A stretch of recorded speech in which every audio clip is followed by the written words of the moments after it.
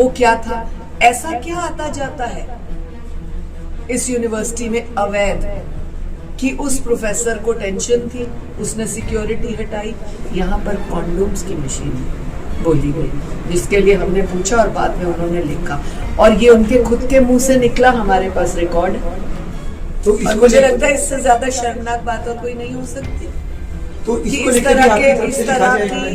तरह की खुली छूट। एक और शब्द हमने पूछा कि आपके हॉस्टल में क्या टाइमिंग्स हैं, क्या लड़के लड़कियों को आने दिया जाए। एजुकेशन सिटी में या आसपास जो है बहुत सारी यूनिवर्सिटी हैं और यहाँ का कल्चर जो है डिफरेंट होता जा रहा है। खासतौर पर अलग अलग प्रकार के विवादित मामले सामने आ रहे हैं, चाहे ओपी जिंदल यूनिवर्सिटी की बात करें या फिर अशोका की बात करें या और भी कई यूनिवर्सिटी हैं जिस प्रकार के मामले हैं। तो ऐसे में कई बार आपके सामने मामले आए हैं, आपने कार्रवाई भी की है, तो क्या कहेंगे इस कल्चर को कहीं ना कहीं पुलिस रोक नहीं पाती, लोकल पुलिस की जो कमी रहती है, क्या रहती है, क्या मानते हैं? ऐसे मामलों में हमारे देश के भविष्य का सवाल होता है। जब हम यूनिवर्सिटी और कॉलेज की बात करते हैं तो वहाँ स्टूडेंट्स होते हैं। स्टूडेंट्स यानी हमारे घरों की एक पीढ़ी, और उस पीढ़ी को बचा कर रखना, उस पीढ़ी को प्रॉपर शिक्षित करना, उसको सही मार्ग दिखाना, ये हम सबका एक मिला जुला दायित्व होना चाहिए माता पिता के साथ, यूनिवर्सिटी वालों का, जहां हमने अपने बच्चे को विश्वास के साथ भेजा है।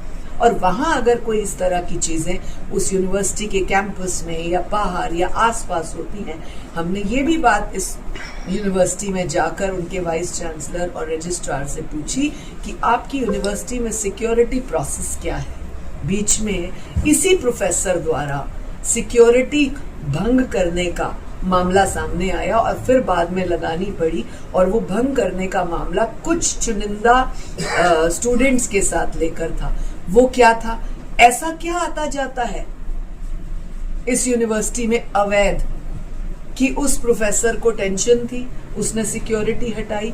फिर ऐसा क्या हुआ कि आपने फिर से सिक्योरिटी ऑन कर दी। हमने कैमरास के बारे में पूछा, आर 100% वर्किंग? ठीक है, उन्होंने तो अपनी सारी बातों की तारीफ और पॉजिटिव ही बोलना था। कभी फिर मौका होगा तो हम चेक भी करेंगे कि कितना सत्य कितना बुरा। एक जो सबसे गलत बात हमें लगी, जो हमें पता लगा था कि ये जैसे हम कहीं पर वो सैनिटरी पैड्स की मशीन लगाते हैं, यहाँ पर कॉन्डोम्स की मशीन बोली गई, जिसके लिए हमने पूछा और बाद में उन्होंने लिखा, और ये उनके खुद के मुंह से निकला, हमारे पास रिकॉर्ड है। जब हमने कहा कि यहाँ पर हमें पता लगा है कि कोई इस तरह की पिल्स रखी जाती हैं, उन्होंने कहा नहीं, पिल्स तो नहीं है, हाँ कॉन्डोम्स रखे जाते हैं। तो क्या पिल्स बुरी चीज है और कॉन्डोम्स क्या बहुत महान चीज है जो आपने रखी? माफ कीजिएगा सुनने वाले दर्शक जो भी मुझे सुन रहे हैं, मैंने शायद इस शब्द का प्रयोग किया, हो सकता है किसी को ना अच्छा लगा हो, लेकिन हमारे बच्चों को इस तरह की खुली छूट दे देना और ऐसे तरीके से कह देना कि ये रखा जाता है, ये एक बहुत शर्मनाक बात है। क्योंकि जो इमीडिएट एंट्री का स्टूडेंट होता है वो 17 साल का होता है।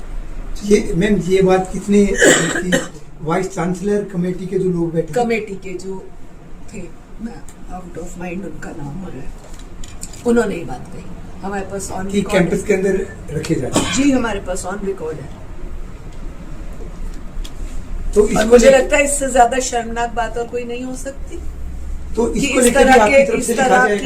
इस तरह की खुली छूट। एक और शब्द हमने पूछा कि आपके हॉस्टल में क्या टाइमिंग्स हैं, क्या लड़के लड़कियों को आने दिया जाता है, क्योंकि ये 3000 स्टूडेंट्स का 100% वहाँ पर स्टे है, और उस स्टे में रेजिडेंस स्टे है, और वो बॉयज और गर्ल्स हॉस्टल के एक दूसरे के साथ सुबह 8 से शाम को 8 तक अलाउड है। कमाल है, सुबह 8 से शाम को अलाउड है। पढ़ाई कब करते हैं? यूनिवर्सिटी टाइम कब है?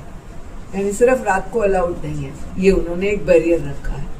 पर जैसा कि हमें कई जगहों से पता लगा, यहाँ तो 11-12 बजे तक आना जाना रहता है। आप मीडिया के लोग हैं, आप रैंडम कवरेज करिए ना कि 12 बजे तक रहता है कि नहीं रहता, कितने बजे तक रहता है। एक प्रश्न हमने उनसे और पूछा कि आपके यहाँ अगर मैं बाहर से आती हूँ या कोई भी बाहर से आता है, उसे मिलना है अगर स्टूडेंट को, तो क्या सिस्टम रहेगा?